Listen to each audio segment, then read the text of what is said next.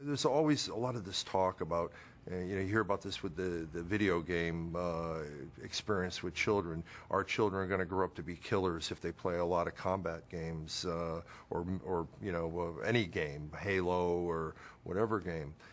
That isn't found to be the case in the long run when you do good controlled studies. You may see an immediate reaction after playing a violent video game of a child being less pro-social, or they may be more quick to snap in the short term. But there hasn't been the kind of research needed to say that kids that play a lot of video games, violent video games, are going to turn into sociopaths later on in life. I think people do have the frontal lobe function to know the difference between what they do in a simulation and what they do in the outside world, and the consequences that are different in both of those situations. People have always questioned the introduction of new media, for good or bad. For example, in the 50s, comic books were the root of all evil. In the 60s, television was going to lead to decay of the mind. Rock music in the 70s, on and on and on.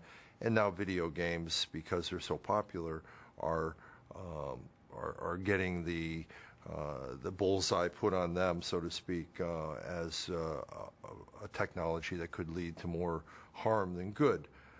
I don't believe that's necessarily true. I think humans adapt to media, and media in and of itself, as with any technology, is neither good nor bad. It's the use that it's put to. So in this case, the use here, and in many other types of applications, I think support communication, support a bonding that never would have occurred without that technology. We will see from this war, if you can say, some good, in that there's a lot of funding out there to study traumatic brain injury, study ways to rehabilitate it, advances in prosthetic devices, advances in how we treat PTSD or the results of trauma.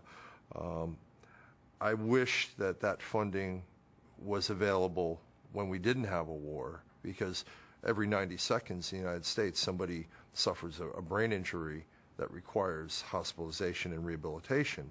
Well, where was the money for all those folks for the last 20 years? It's only been recently now that there's been this uptick in funding available for TBI research that derives out of the war. So it's, excuse the expression, the double-edged sword here of, war is horrible, but it does drive innovation in healthcare and in rehabilitation.